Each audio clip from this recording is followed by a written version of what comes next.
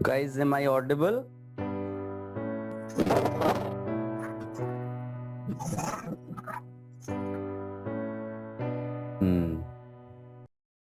Exam में जैसे question आया कि which of the following compound is optically active या which of the following compound is optically inactive, अगर इस टाइप का क्वेश्चन आया तो सबसे पहले आप चेक करिए। मैं क्वेश्चन का स्टाइल लिख देता हूं, विच of the following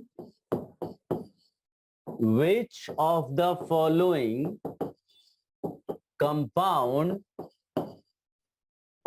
is which of the following compounds is optically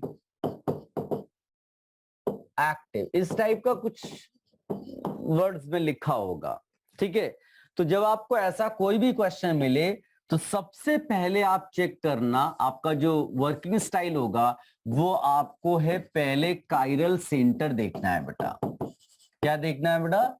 chiral centre check करना है, काइरल सेंटर है या नहीं है, काइरल सेंटर है या नहीं है, ठीक है। और काइरल सेंटर अगर एक ही काइरल सेंटर है, अगर एक ही काइरल सेंटर है तो यस वो ऑप्टिकली एक्टिव हो जाएगा। अगर by chance more than one है, मोर देन वन है तो चेक करना है कि कहीं वो मेजो तो नहीं है, चेक करना है मेजो तो नहीं। अगर मेजो हुआ तो वो ऑप्टिकली इनएक्टिव हो जाएगा। ये वर्किंग स्टाइल होनी चाहिए बेटा आपको सॉल्व करते समय। काइरल सेंटर्स हमने देखे और अगर एक ही काइरल सेंटर है तो उसको ऑप्टिकली एक्टिव बोल दिया। अगर एक से ज्यादा है तो हमको ये चेक करना है कि वो मेजो है कि नहीं है।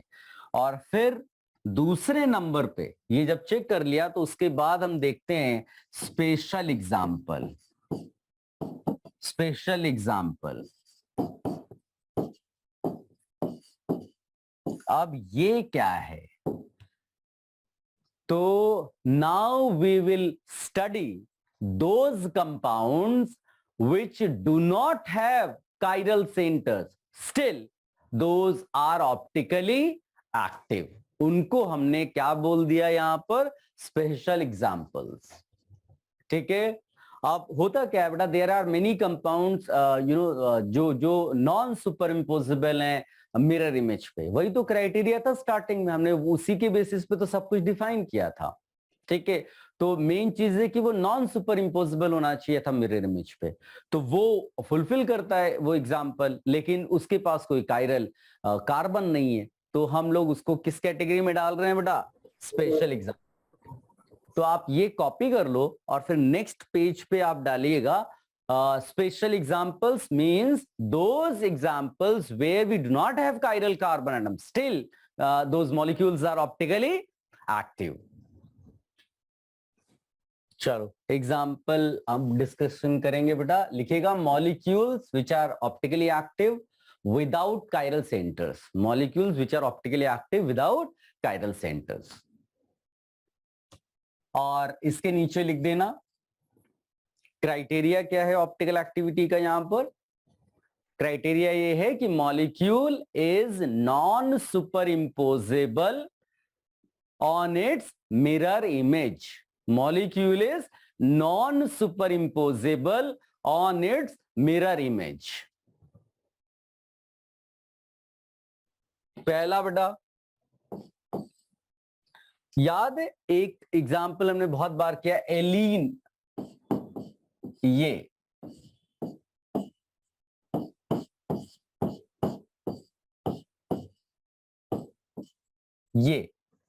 एलीन हमने बहुत बार किया है। इसकी खास बात ये रहती है बेटा कि इसमें जो ये 5 एटम्स हैं वो एक प्लेन में रहते हैं और ये जो 2 H दिख रहे हैं ये इस प्लेन के परपेंडिकुलर है। या उल्टा कर दो, उल्टा इन द सेंस कि आप इधर इतने 5 एटम्स एक प्लेन में लिख दो और ये 2 H परपेंडिकुलर कर दो। आई होप आप मेरी बातें समझ पा रहे होंगे, ठीक है। तो अगर आपने इस एलीन में ये दो H जो है ना उनको किसी से रिप्लेस कर दिया ग्रुप से, जैसे मैंने A लगा दिया, B लगा दिया और बाकी हमने उसी तरह से क्यूमुलेटिव बॉन्ड्स रखे। कितना होना चाहिए बेटा क्यूमुलेटिव? ये हम इवन नंबर में जाएंगे, यहां पर भी ए बी कर दिया। अगर आपको ऐसा दिखाई दे तो ये ऑप्टिकली एक्टिव कंपाउंड है, non super imposable on it's mirror image, optically active compound है। ये जो एलीन है इसके साथ प्रॉब्लम ये हो जाएगा कि जैसे मान लीजिए कि आपने ये प्लेन लिया और ये दो एच ऐसे परपेंडिकुलर हैं, जब आप इसके अबाउट एक प्लेन उठाओगे, प्लेन ऑफ सिमेट्री उसको बोल दोगे।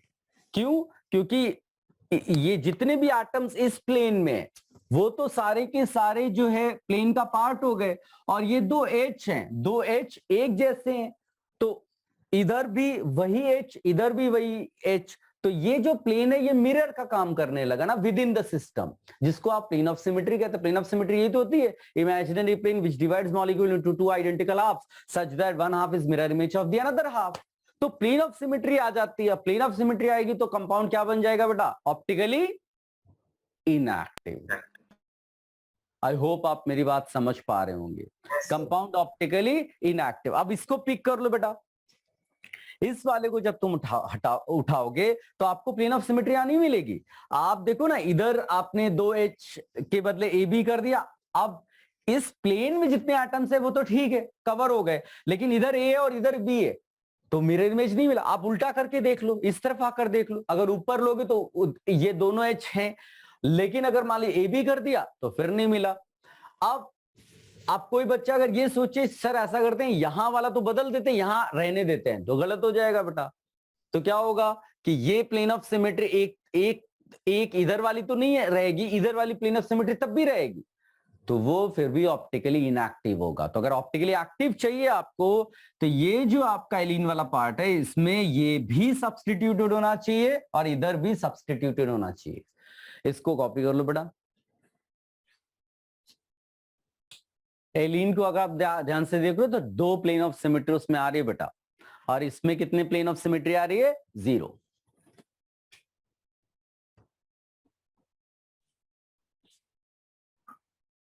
वो एबी वाला वापस एक्सप्लेन कर सकते हो? केवल इतना करना है बेटा कि ये जो एलीन के एच है ना, इनको तुम किसी दूसरे ग्रुप से रिप्लेस कर दो और ये सेम नहीं होने चाहिए। अगर ये सेम हो गए तो फिर प्लेन ऑफ सिमेट्री आ जाएगी, तो हमने इसको डिफरेंट बना दिया। इस तरफ भी वही चीज कर दी। ठीक है, आप ए बी रख सकते हो, आप ए बी ई एफ रख सकते हो, कुछ भी करो। हाँ, ये दो ग्रुप सेम नहीं होने चाहिए और इधर के भी ये दो सेम नहीं होने चाहिए। तो वो सेम प्लेन में कैसे है? क्या बेटा? अच्छा, सो आप एक्सप्लेन कर रहे थे ना कैसे देखा, इमेजिन करना कि सेम प्लेन में। वो मैं ऐसा बोल रहा था ना कि आपने जैसे ये प्लेन पिक किया ये वाला, तो उसके दो एज कैसे होंगे? प्लेन के परपेंडिकुलर होंगे। अब प्लेन ऐसे पास कर रहा है, इसको मिरर मान लो। इस मिरर के इधर अगर एच है और इधर भी एच है तो ये प्लेन ऑफ सिमेट्री बन जाएगी ना हमारी। हाँ हाँ। लेकिन अगर एक तरफ ए कर दिया और एक तरफ बी कर दिया तो फिर वो नहीं प्लेन ऑफ सिमेट्री बनेगी। हाँ। तो प्लेन ऑफ सिमेट्री फिर यहाँ पर 0 आ जाएगी। यस, ठीक।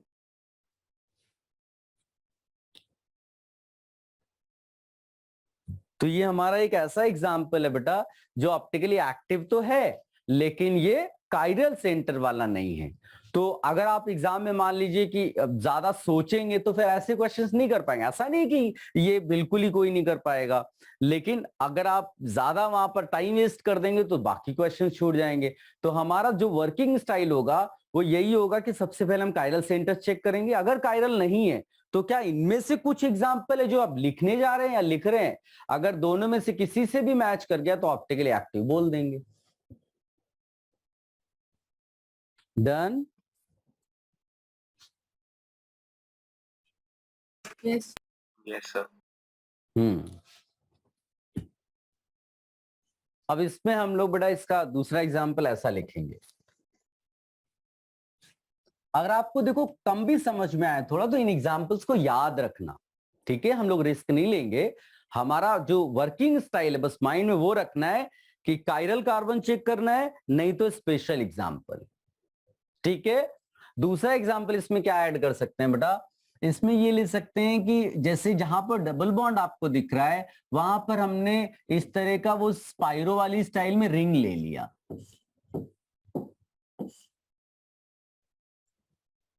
एक डबल बॉन्ड के बदले हमने वहां पर एक सिमेट्रिकल रिंग डाल दी, ठीक है। या फिर हम ऐसा भी ले सकते थे, जैसे एक रिंग डाल दी और एक डबल बॉन्ड रहने दिया। लेकिन फिर से वही कहानी, क्या कहानी बेटा, कि यहां पर क्या करना जरूरी है, हमको H के बदले क्या लिखना है, HH के बदले AB। समझ में आई मेरी बातें? हमने कुछ खास डिफरेंस नहीं किया, हमने बस डबल बॉन्ड के बदले एक रिंग डाल दी। यहां पर भी वही चीज है बेटा, यहां पर भी AB करके लिख दिया, AB करके लिख दिया। तो हमारे लिए ये एज अ होल ऑप्टिकल की साइट हो गई। ये हमारे लिए क्या हो गई बेटा, as a whole optical isomerism के लिए इसको क्या बोल देंगे, साइट। एज अ होल ये हमारे लिए साइट हो गई। जिस तरह से कायरल कार्बन एक साइट होता है हमारे लिए ऑप्टिकल एक्टिविटी के लिए, ये हमारे लिए एक साइट होता है, उसी तरह से हमारे लिए एज अ होल ये साइट है। एज अ होल ये हमारे लिए साइट है, site for optical isomerism.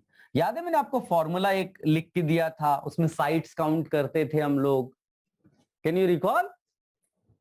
Yes तो कभी ऐसा आपको मिले तो आप इसको एज अ होल एक साइट ले सकते हैं। वो तो बहुत ही डिफिकल्ट क्वेश्चन हो जाएगा कॉम्प्लेक्स स्टाइल में, बट फिर भी you will be able to do those types of questions जब आप इसको पूरा एक साइट मान करके काउंट करोगे और फिर फॉर्मूले में इसको लगाओगे।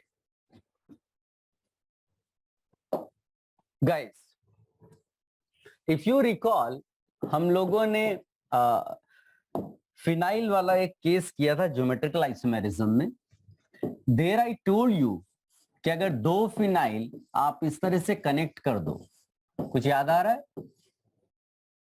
तो वैसे तो ये बॉन्ड सिंगल है, रोटेशन फ्री है, लेकिन हम लोग क्या करते थे बेटा, याद है? यहां पर ग्रुप्स लगा देते थे, ए बी, यहां पर भी ए बी ग्रुप लगा दिए। तो होता क्या है कि ये दो रिंग्स फिर आपस में कैसी हो जाती हैं, परपेंडिकुलर, राइट? परपेंडिकुलर हो गई ये दो रिंग्स। और अगर परपेंडिकुलर हो गई तीसरी रिंग नहीं लगाएंगे, वो तो ज्योमेट्रिकल के लिए। ये ऑप्टिकल के लिए परपेंडिकुलर हो गई तो अब देखो इसमें प्लेन ऑफ सिमेट्री मिल रही है क्या। तो हम लोग क्या करेंगे बेटा, जैसे मान लो ये आपने लिया, आप इसको ही प्लेन मान लो और ऐसे कट करो बीच से, तो क्या होगा, ये वाली रिंग जिसका प्लेन है वो तो पूरी की पूरी प्लेन में चली गई। अब इसमें आधा हिस्सा इधर गया, आधा हिस्सा इधर गया, तो इस वाले हिस्से में उधर ए है और इस तरफ बी है, तो क्या प्लेन ऑफ सिमेट्री आई? नहीं आई। इसका मतलब ऑप्टिकल एक्टिव हो सकता है। फिर क्या करो तुम लोग कि ये प्लेन के अबाउट आप मानो कि क्या ये प्लेन ऑफ सिमेट्री तो नहीं है, तो लेट्स चेक। जब आप ये प्लेन लोगे तो ये वाली रिंग तो प्लेन का पार्ट हो गई, लेकिन जो ये वाली रिंग है इसको ऐसे कट कर रहे हो, तो क्या हुआ, ए ऊपर है और बी नीचे है, क्या प्लेन ऑफ सिमेट्री आई? नहीं आई। इसका मतलब है कि ये ऑप्टिकली एक्टिव हो गया। लेकिन अगर बाई चांस आपने ऐसा लिया होता कि इधर ए कर दिया, भले ही दूसरे वाले में अलग है, क्या ये ऑप्टिकली एक्टिव होगा? नो। आई होप आप मेरी बातें समझ पा रहे हैं। ये बाइफिनाइल रिंग्स है और ऑर्थो पोजीशन सब्स्टिट्यूटेड होगा। कई बार 3 में भी काम चल जाता अगर बल्कि ग्रुप्स होते हैं, पर आप ये लिख कर रखिएगा।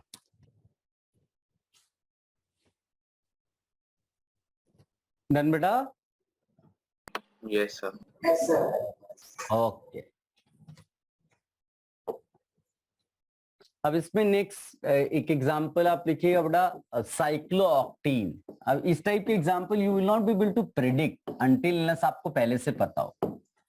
साइक्लोऑक्टीन, साइक्लोऑक्टीन, साइक्लोऑक्टीन ऑफ कोर्स अगर आप रिकॉल करेंगे तो हम लोगों ने ज्योमेट्रिकल आइसोमेरिज्म के टाइम पर पढ़ा था ना बेटा, double bond in the ring में ज्योमेट्रिकल आइसोमेरिज्म, और double bond in the ring में पहला जो कंपाउंड होता है वो 8 कार्बन एटम्स का रिंग रहता है, याद है? तो इसको ड्रॉ कर लेता हूं पहले। जहां जहां पर भी एटम्स है बेटा मैं वहां पर हाईलाइट कर रहा हूं, सो दैट काउंटिंग में आपको मिस्टेक ना हो जाए। ये केवल स्ट्रेन्ड स्ट्रक्चर है इसलिए टेढ़ा सा आपको दिख रहा है, और ये डबल बॉन्ड आ रहा है। डिजाइन ऐसा बनाकर रखिएगा। तो इट हैज बीन फाउंड कि ये जो अपने मिरर इमेज इसका जो है वो नॉन सुपर इम्पोजेबल हो जाता है। तो बिकॉज ऑफ दैट ये ऑप्टिकली एक्टिव। देखो आपको ज्यादा इसमें सोचना नहीं है, किसी भी एग्जांपल्स में जो हम लिख रहे हैं आप सबका एक्सप्लेनेशन एक ही है। आपसे कोई पूछेगा कि भाई कायरल कार्बन नहीं है फिर भी ऑप्टिकली एक्टिव क्यों है, तो आप बाइफिनाइल उठा लो, एलीन उठा लो, उन सब में एक ही चीज बोलनी है, क्या? Compound is molecule is non superimposable on mirror image। ये आपको बोलना है हर बार।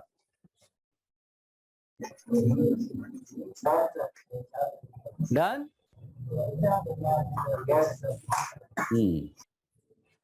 गाइस एक और एग्जांपल लिख लो, ऑल्दो वो क्योंकि वो कम ही चांस है आने का, बट फिर भी बड़ा दिस, ये इसको ड्रॉ कर लो बेटा। ये कुछ इस तरह से टेढ़े मेढ़े से आपको मिल सकते हैं कई बार, और भी इस तरह के एग्जांपल्स हैं। इतना चांसेस कम ही आने का। एक जैसे मैं एक एग्जांपल ये लिख दूं,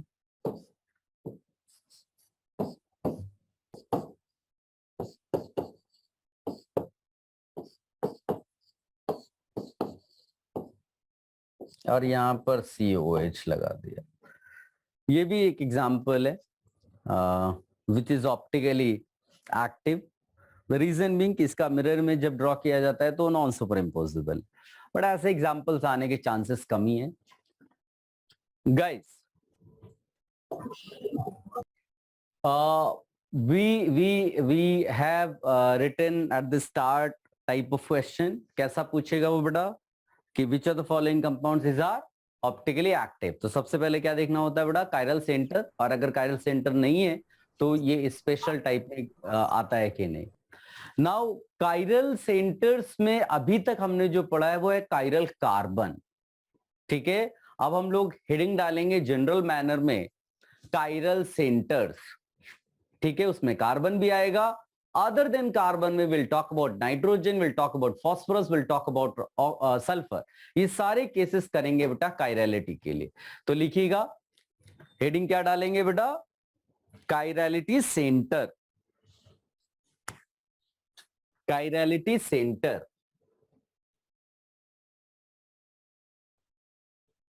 कायरलिटी सेंटर। तो कायरलिटी सेंटर पे जो हम लोगों ने पढ़ा हुआ है वो क्या था बेटा? टेट्राहेड्रल, याद है ना? टेट्राहेड्रल था, और जो 4 ग्रुप्स थे वो क्या होने चाहिए बेटा? डिफरेंट, यही तो पढ़ा था, ठीक है।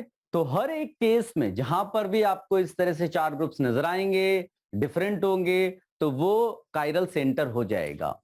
कार्बन हम सब जानते हैं, तो let me write that carbon as chiral centre.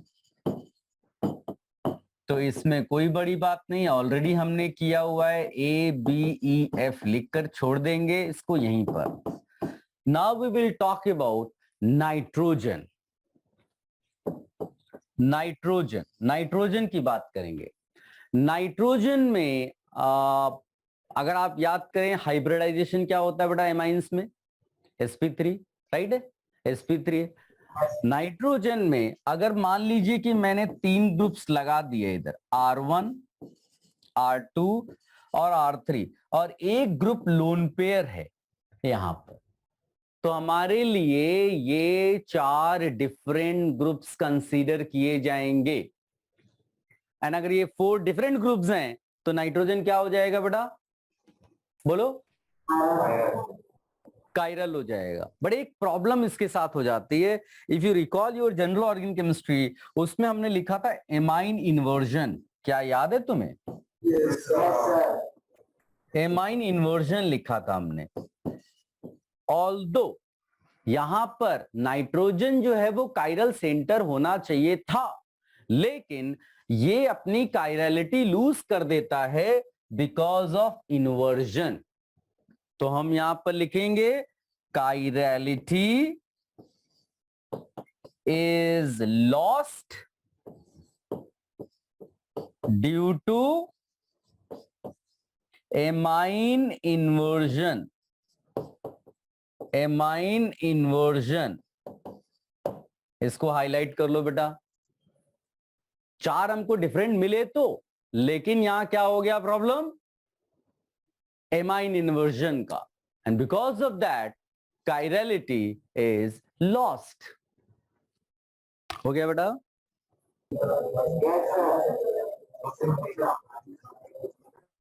अच्छा, इसमें एक चीज केवल याद रखना, कायरलिटी अगर नाइट्रोजन क्वाटर्नरी एमाइन वाला हो जाएगा।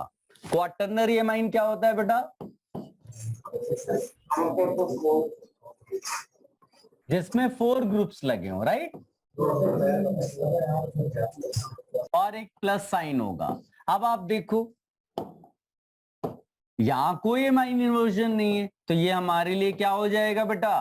Chiral centre. तो आप लिख लेना quaternary amine. Quaternary amine, there we will have nitrogen as our chiral center. Done, sir. Okay.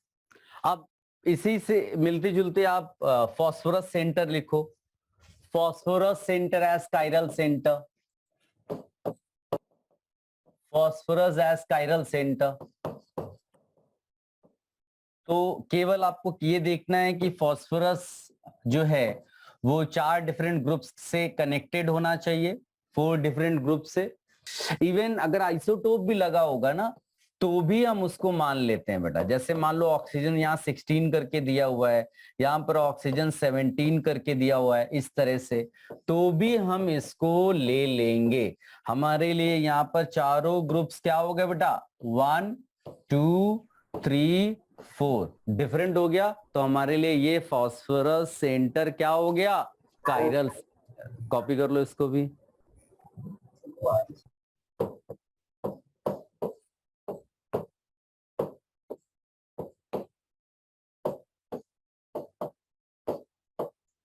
ये भी हमारे लिए फॉस्फोरस कायरल सेंटर हो गया।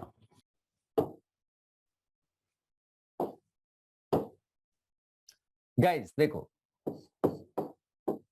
सल्फर के केस पे जैसे मान लीजिए कि मैंने इधर कोई ग्रुप R1 लगा दिया, इधर कोई ग्रुप R2 लगा दिया, इधर डबल बॉन्ड है और एक लोन पेयर है, दैट इज इनफ। ये सल्फर यहाँ पर कायरल सेंटर हो जाएगा। यहाँ कोई इन्वर्जन होता नहीं है, कुछ वैसा लेंगे नहीं, तो ये सल्फर हमारे लिए कायरल सेंटर हो जाएगा। अब हमारे लिए बहुत आसान है बेटा कि कोई कंपाउंड ऑप्टिकली एक्टिव है या इनएक्टिव है पता करना। क्या करना है? सबसे पहले ये चेक कायरल सेंटर है कि नहीं है, and if no chiral centre अगर है तो मेजो भी चेक करना है। If you have more than 1 chiral centre, एक है तो कोई प्रॉब्लम नहीं है, और अगर कायरल सेंटर्स नहीं है then we have to check special examples. अगर स्पेशल एग्जाम्पल को बिलोंग करता है then it will be optically active. चलो कुछ क्वेश्चंस कर लेते हैं, आपको आइडिया लग जाएगा बेटा कि हम किस लेवल पे हैं। इसको कॉपी कर लो और मुझे बताओ, फिर मैं आपको क्वेश्चन बताता हूं बेटा। बुकलेट निकाल लो। Question number 34। देखो कितना आसान तरीके से आप आंसर निकाल सकते हैं। सेकेंड्स में आपको आंसर्स आएंगे। ए ऑप्शन को देखो बेटा। ए ऑप्शन क्या कहता है? सल्फर है, कायरल सेंटर है कि नहीं बेटा? इसको कायरल सेंटर लेंगे कि नहीं लेंगे? लेंगे। इसका मतलब ये कायरल हो गया। बी वाले को देखो। बी वाला रिकॉल करिए, हम लोगों ने एलिन वाला टाइप का लिखा था, ठीक है, फिर हमने 2 रिंग ले लाए थे, फिर 1 रिंग और 1 डबल बॉन्ड था। तो और यहाँ पर ग्रुप्स भी ए बी करके लगे हुए हैं, यानी बी भी कायरल हो गया। सी वाले को देखो बेटा, कोई कायरल सेंटर है क्या उसके अंदर? कायरल सेंटर नहीं है। स्पेशल एग्जांपल है क्या? No sir. No, neither chiral center nor special example, so no optical activity, so answer will be A and B only. चलो अभी क्वेश्चन नंबर पे जाइएगा बेटा, पेज नंबर 200 पे जाइए, पेज नंबर 200, पेज नंबर 200 पे क्वेश्चन नंबर 67 67 67 मिला? उसको देखो। Done sir. डन। अब आप देखो बेटा 67 का ए ऑप्शन, उसमें क्या है? क्या कायरल कार्बन वाला केस है, कायरल सेंटर वाला केस है, या फिर स्पेशल एग्जांपल है? स्पेशल एग्जांपल, यानी ए आंसर हो जाएगा। केवल ये देखना था कि चारों ग्रुप्स अलग है कि सेम है, तो अलग है वो नजर आ रहे हैं, मतलब दो दो ग्रुप्स। और बी वाला तो इसमें एलीन है, बट क्या नहीं है, ये सब्स्टिट्यूटेड नहीं है, सब्स्टिट्यूट ए बी नहीं है, इसमें प्लेन ऑफ सिमेट्री आ जाएगी, तो B can not be the answer. C वाला देखो सब्स्टिट्यूटेड हो गया, तो सी आंसर हो जाएगा। डी वाला नहीं, ये कोई कायरल कार्बन भी नहीं है, स्पेशल एग्जांपल भी नहीं है, तो D can not be the answer. तो आंसर क्या हो जाएगा इसका? ए एंड सी। ठीक है, अब जरा 68th क्वेश्चन देखो बेटा। 68th, केवल इतना चेक करना है, कायरल सेंटर और स्पेशल एग्जांपल, कायरल सेंटर और स्पेशल एग्जांपल। क्वेश्चन नंबर 68 हो गया होगा अब तक? वेरी गुड देव सेज डन। देखो पहला वाला देखो, ए देखो, ये कायरल सेंटर का एग्जांपल है या स्पेशल एग्जांपल, या कुछ नहीं है? Chiral centre. Chiral centre sulphur है बेटा, लोन पेयर तो होगा ही होगा, वो सल्फर है उस पे, और तीन ग्रुप्स आपको अलग से दिख रहे हैं, तो चारों अलग हो गए। एमाइन इन्वर्जन वाला केस है नहीं ये, यानी कि सल्फर कायरल सेंटर हो गया, ए आंसर हो गया। बी वाले में देखो बेटा, कायरल कार्बन है क्या, कायरल सेंटर है क्या? कायरल सेंटर देखो, किसी भी रिंग में कायरल सेंटर कैसे पता करते हैं? जैसे मान लीजिए यहां पर आपको ये दिया हुआ है, तो एक एच होगा यहां पर। Yes sir. अब मेरे लिए ये कार्बन के सराउंडिंग में देखो, एक मिथाइल लगा हुआ है, एक एच लगा हुआ है, इधर गए तो CH मिला, उतनी डिस्टेंस में यहाँ CH2 मिला, that means this is a chiral centre. Chiral carbon आ गया, कायरल सेंटर आ गया, ऑप्टिकली एक्टिव हो गया। क्या बात समझ में आई बेटा?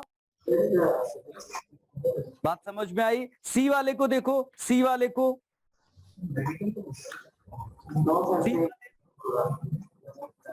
मिला? सी वाला समझ में आया बेटा?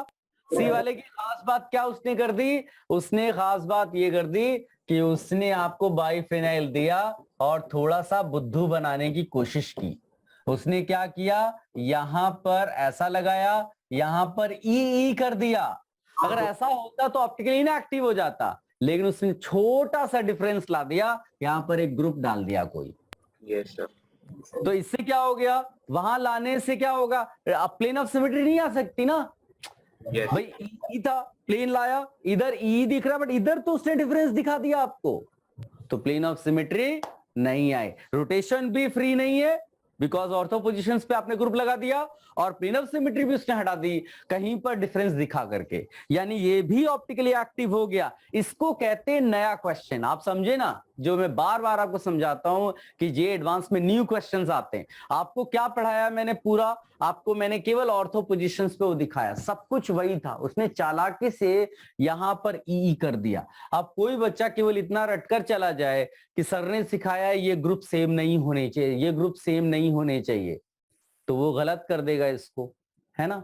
लेकिन अगर उसने ये भी ध्यान दिया होता कि मैंने प्लेन ऑफ सिमेट्री दिखाई है, वहां पर ऐसे कट करके दिखाया, ऐसे कट करके दिखाया, और समझाया कि प्लेन ऑफ सिमेट्री नहीं है, इसकी वजह से ऑप्टिकली एक्टिव है, तो कॉन्सेप्ट मालूम था, उसने ये लगाया और यहां दिख गया कि यहां पर एक डिफरेंट ग्रुप लिखा हुआ है, तो यानी सी भी ऑप्टिकली एक्टिव हो गया। किसी को कोई कंफ्यूजन तो नहीं है बेटा इसको लेकर के? डी वाले में देखो, रिंग तो दी है, लेकिन कितनी रिंग्स दे दिया है? 3 दे दिया, जबकि हमारे इसमें कितना होना चाहिए था? 2, यानी कि ये इनएक्टिव हो गया अपने लिए। तो आंसर क्या हो जाएगा? ए, बी एंड सी। क्लियर है? चलो 69 देखो बेटा, 69 क्वेश्चन नंबर 69। 69 देख लो, हो गया क्या? Yes, sir. अब देखो 69 का ए ऑप्शन, फिर से वही वाला एग्जांपल बेटा, दो क्यूमुलेटेड डबल बॉन्ड और ए बी का मतलब CH3 और H लगा हुआ है, दोनों तरफ ए बी लिखा हुआ है, तो इसका मतलब ये कायरल हो गया, राइट बेटा? Yes, sir. और ये बी ऑप्शन को देखो बेटा, बी ऑप्शन को क्या लगता है? वही सिचुएशन है। Chiral. एक तो आप ध्यान से देखोगे तो कायरल सेंटर ही मिल जाएगा आपको। Yes, sir. क्या तुम लोगों ने रियलाइज किया? ये कायरल सेंटर बेटा, इधर जाओगे डिफरेंट, इधर गए डिफरेंट, और ये HCH3 लगा हुआ है, ठीक है? तो बड़ी चालाकी से कायरल सेंटर दे दिया उसने, कुछ और देखना ही नहीं है आपको। सी वाले में देखो बेटा, वो भी हो गया है ना, क्योंकि एक रिंग है सिमेट्रिकल और एक डबल बॉन्ड लगा हुआ है, हो गया ना, और एंड पोजीशंस पे ए बी ग्रुप लग गया, हो गया आपका वो भी। डी वाला देखो, मैंने बोला था ना आपको, कई बार क्या होता है 3 ग्रुप्स भी लगे होते हैं लेकिन बल्कि ग्रुप्स होते हैं, तो वहां पर भी हम लोग रोटेशन को हिंडर्ड मानते हुए केवल इतना चेक कर लेंगे कि प्लेन ऑफ सिमेट्री है कि नहीं। तो इसमें देखो फिर से वही उसने NO2 करके एक BR डिफरेंस के लिए लगा दिया, तो there will not be any plane of symmetry. तो आंसर क्या हो जाएगा? A, B, C and D। क्या मेरी बातें समझ में आई बेटा? Yes, sir. ठीक है, चलो ये हो गया, हमने ये पार्ट भी कर लिया।